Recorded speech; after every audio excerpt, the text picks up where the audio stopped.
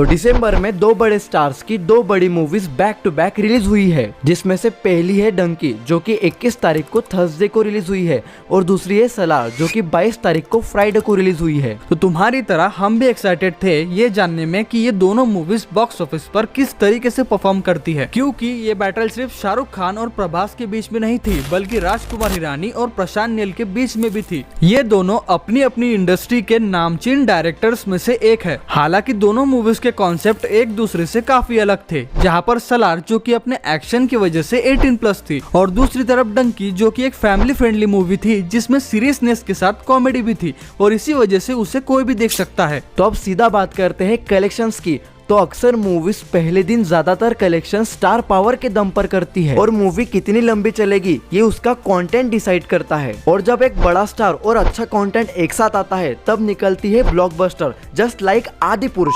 तो अब डंकी जिसने अपने ओपनिंग डे पर 29.20 करोड़ का नेट कलेक्शन किया यानी लगभग 30 करोड़ और दूसरी तरफ सलार जिसने सीधा 90.70 करोड़ का नेट कलेक्शन किया है और सलार इस कलेक्शन के साथ जवान को पीछे छोड़कर 2023 की हाईएस्ट ओपनिंग लेने वाली मूवी बन चुकी है। तो यार मैं सोचूं कि अगर सलार डंकी से क्लैश न करके अकेली रिलीज होती तो ये मूवी कितना कलेक्शन कर लेती। तो दूसरे दिन डंकी ने 20.12 करोड़ का नेट कलेक्शन किया, यानी पहले दिन के मुकाबले इस मूवी के कलेक्शंस में हमें 31% का डाउनफॉल देखने को मिला और इस डाउनफॉल का एक कारण सलार भी हो सकती है। और वैसे भी राजकुमार हिरानी की मूवीज इसी रेंज में कलेक्शंस करती है और लंबे समय तक थिएटर्स में बनी रहती है। और सलार जिसने अपने दूसरे दिन 56.35 करोड़ का नेट कलेक्शन किया यानी हमें यहाँ पर भी 38% का डाउनफॉल देखने को मिला। तो अब डंकी ने तीसरे दिन यानी सैटरडे को 25.61 करोड़ का नेट कलेक्शन किया और जैसे ही संडे आया तब हमें उसके कलेक्शंस में और थोड़ी ग्रोथ देखने को मिली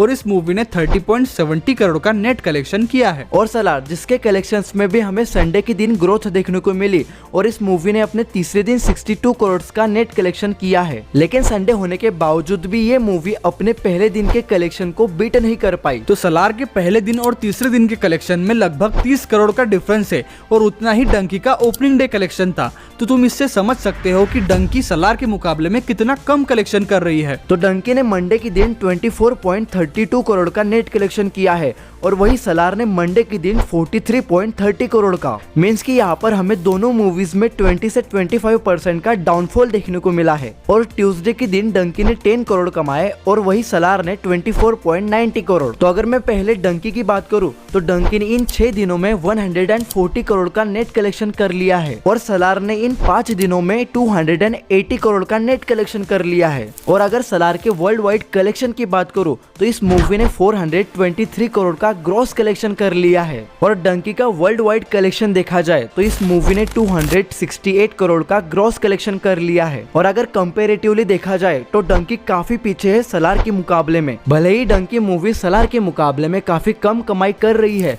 लेकिन अगर डंकी मूवी इसी प्रकार से कलेक्शन करती रही तो इस मूवी को ब्लॉकबस्टर होने से कोई नहीं रोक सकता। वैसे डंकी का बजट 120 करोड़ है, अगर उस हिसाब से देखा जाए तो डंकी मूवी हिट हो चुकी है। और अगर सलार की बात करूं तो सलार का 270 करोड़ बजट है, यानी सलार मूवी भी हिट हो चुकी है। तो ओवरऑल इन दोनों मूवीज के कलेक्शंस के ऊपर आपके क्या विचार है ये आप मुझे कमेंट करके जरूर बताना। और आपको क्या लगता है कि इन दोनों मूवीज में से कौन सी मूवी लंबे समय तक थिएटर्स में टिकेगी ये भी आप मुझे कमेंट करके जरूर बताना। तो आज के इस वाले वीडियो में बस इतना ही। वीडियो अच्छी लगी तो लाइक करो, ज्यादा अच्छी लगी सब्सक्राइब करो, बेल आइकॉन को दबाकर इस वीडियो को शेयर कर देना। मैं मिलता हूँ तुमसे अगले वीडियो में, तब तक के लिए जय हिंद जय भारत।